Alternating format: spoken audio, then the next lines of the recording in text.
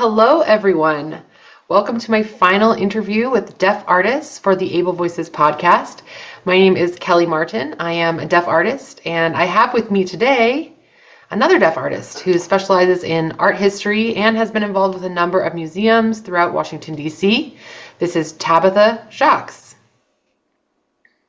So welcome. Thank you for joining us for our final interview. Thank you. Thanks for joining us. So I wanted to start by asking you about your journey as an artist and as a creative. How did you get started as an artist, and how did you get to where you're at today? It's funny, up until this point in my career, I never considered myself a creative nor an artist. And then it just so happened I took an art history class, and then I became immersed in that world. And as I went on, I realized I could be a creative in a curatorial field. I could work with creative people to make their vision become a reality. And as I went on, I thought it was a gradual process. I realized that I am a creative person, even though I didn't necessarily think I was born creative, but it was a journey for me. I am creative. And I know how to make things happen with very little. And so it just grew from there. Yeah, the creative's journey really is a life journey, and our relationships with the field really evolve over time with our age, our context, our families. I've seen your career evolve and expand, and you've had a huge impact on the deaf artists in our community. Yeah. Thank you. So next, I'd love to hear from you about your experience as a disabled or as a creative in the disability field. Could you talk about that? I'm trying to think what possible answers I could give. I think there are two perspectives. One perspective is more positive. The nice thing about the disability community is that it's small, and the deaf community even more so. So the power of networking is immense. The ability to get support when you need it. We know each other well. You can call somebody immediately when you need something. You can reach out, which is a nice thing. We can exchange information. We can support each other. It's great. I'm grateful for that. The negative perspective for disability in this world is we face many barriers. Opportunities for employment. There aren't many within the deaf community. It's very limited. Information sharing is limited unless it's mediated through an interpreter or through text communication. There's no incidental picking up of information. If I want to know something, I have to ask directly. And through that process, I have found a few people I look up to as mentors because they've let me ask them whatever I wanted to. These are hearing people, they enjoy that privilege, but I ask them many questions. And that's allowed me to increase my employment opportunities through that kind of networking. I've made agreements with them for various things. Because networking is so important to have that connection with other people. But it's, being disabled is both a beautiful and a difficult thing.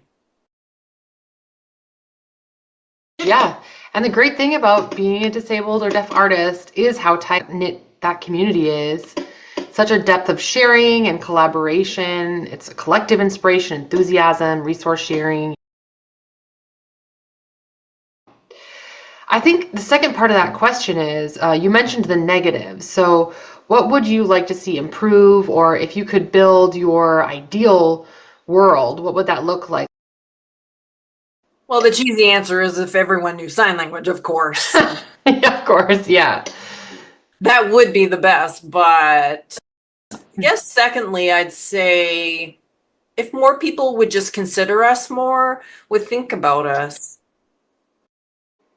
When you're talking about art shows or setting up an art project, think about who you'd want to collaborate with in order to expand the world, expand access to art, or increase the number of experiences. So think about that. Yeah, good answers. I like both of those thoughts. Thanks for sharing.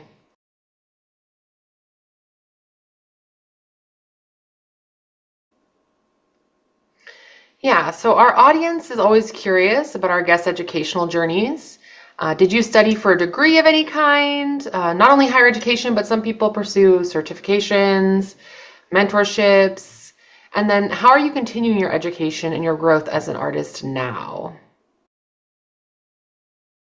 Sure, I'll talk about this. Like I mentioned, growing up, I had no interest in art until I went to college. I took an art history course, and it was at that moment I realized I loved it. I got involved in different internships, within the museum field.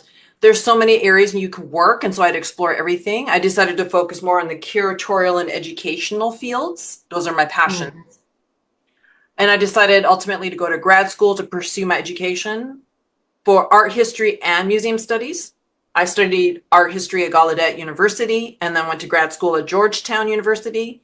And I was lucky at that time, I was able to study at the Sotheby Institute of Art in New York City. I learned so many things: gallery operations, how to set up deaf programs in museums using sign language.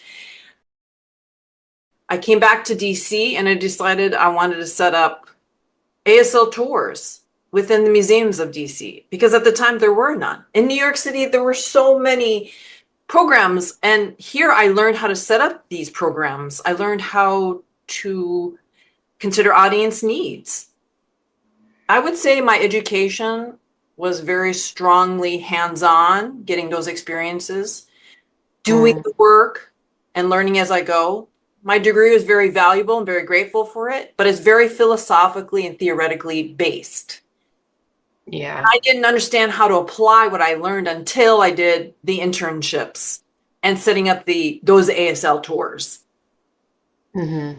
And then I worked for various museums. I learned the various needs, their different visions, different audience needs. I learned all of this. And then it wasn't until I got my first real position running an art center, the Dyer Arts Center, as their director. And I felt that's where my real education began.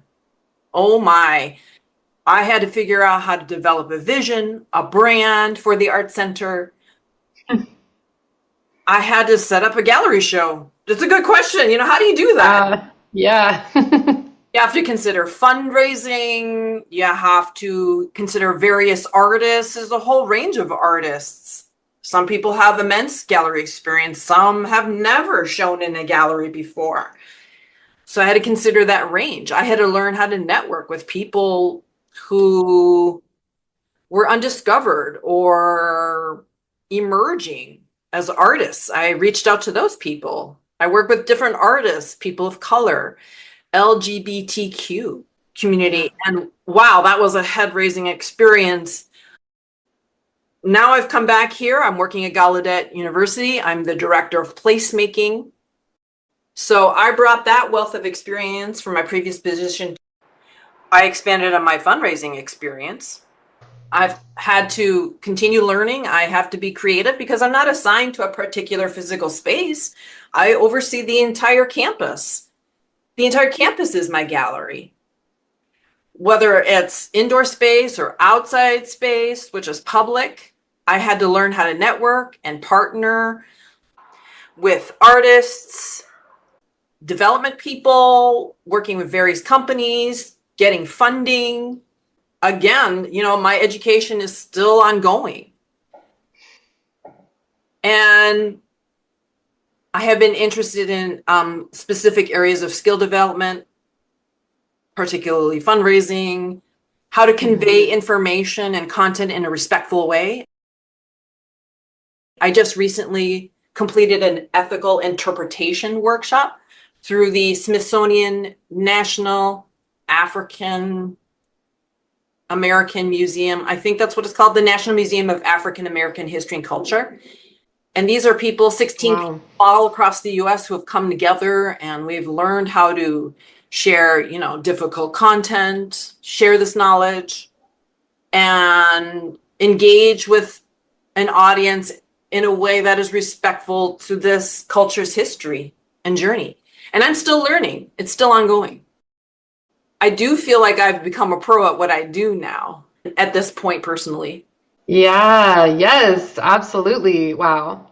Yeah, your path has been really just captivating to follow. You are truly one of a kind in the field. There are not many like you out there, let alone deaf. And you excel at bringing people together, just impressively diverse artists, building these connections between artists, bridging artists and institutions like museums and others. I'm thinking about the murals in Washington, D.C. and the Gallaudet murals. You really know how to make these things happen. And that makes me think about your ASL museum tours. Are you still doing those? No, I've retired from that. Maybe when I literally No. retire, I will. Oh, okay. Or I mean, maybe it's time for the next generation. That'd be nice.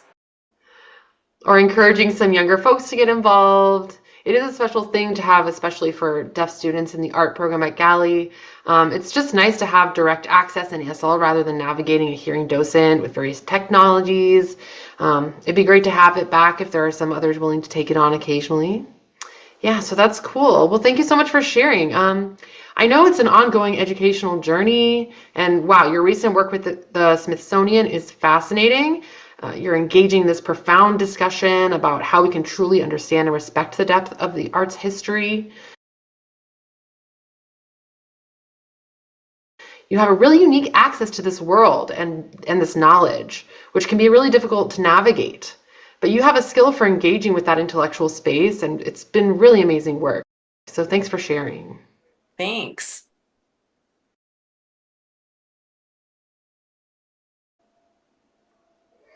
Okay, so now what are you up to these days as a creative? Do you have any work in process or development? What are you doing right now? Yeah, a huge project I'm working on that will be opening in October. At Gallaudet, we have the National Deaf Life Museum. And for the past 10 years, they have an exhibit of Gallaudet's 150-year history. It's been great, but we felt it was time for new content. It was time for a change. In this museum space, it's in Chapel Hall. Mm-hmm. There are exhibits with presidential portraits and busts. It's good content. People love it. We get many visitors. But nonetheless, we felt it was time for a change. So we're in the process of thinking of that. At the same time, there's another space on campus, Dawes House.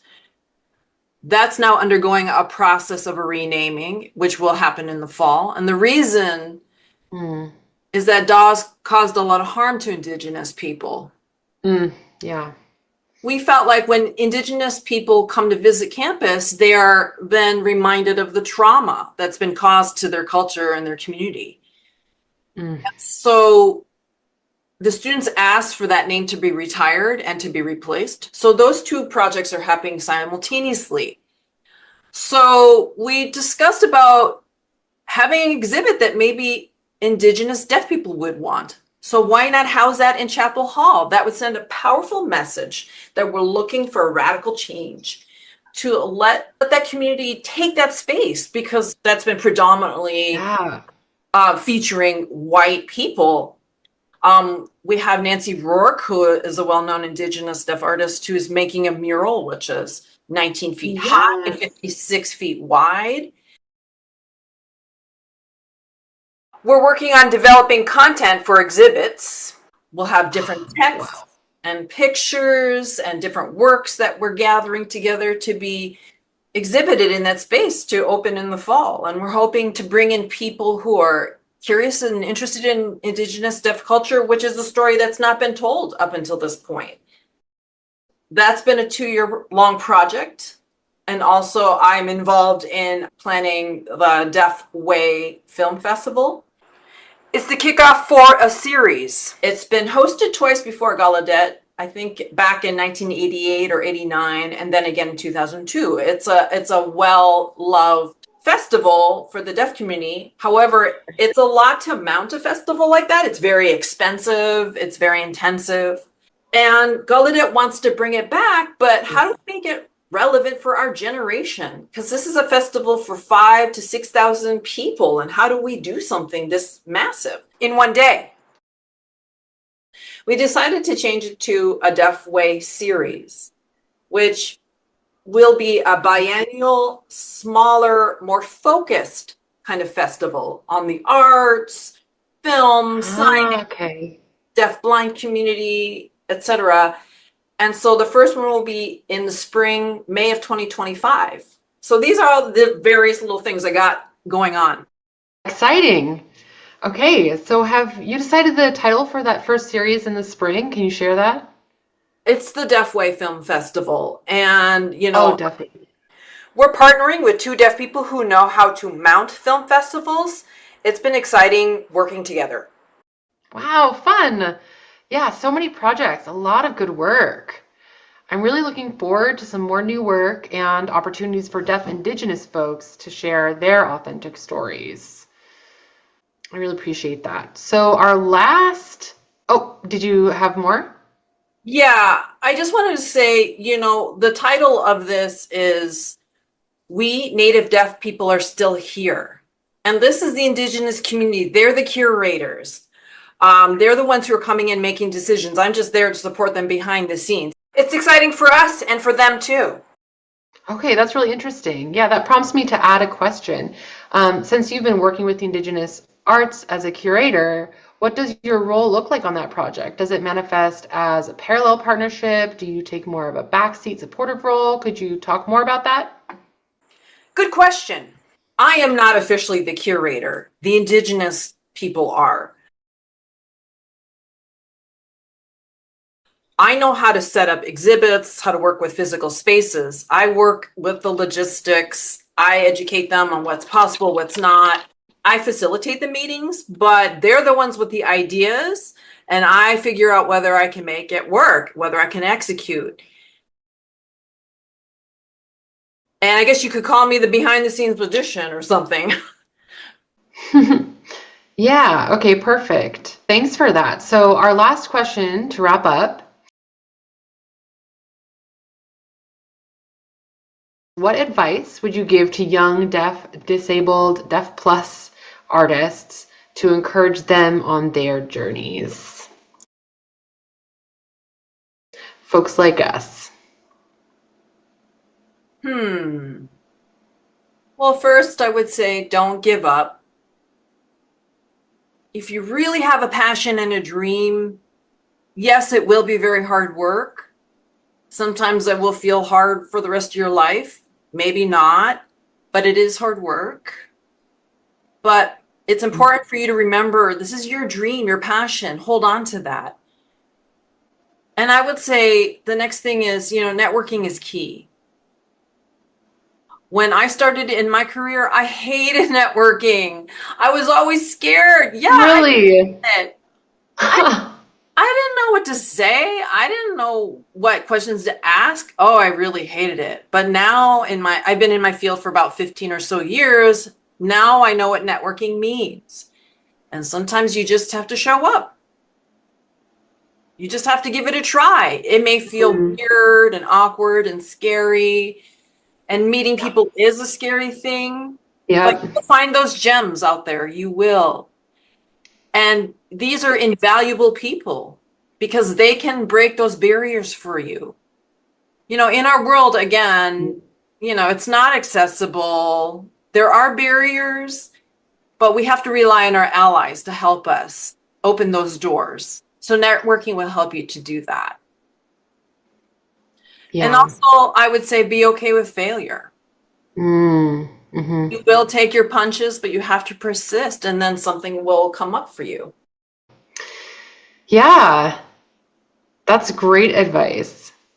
Really good advice for deaf or disabled, deaf plus artists.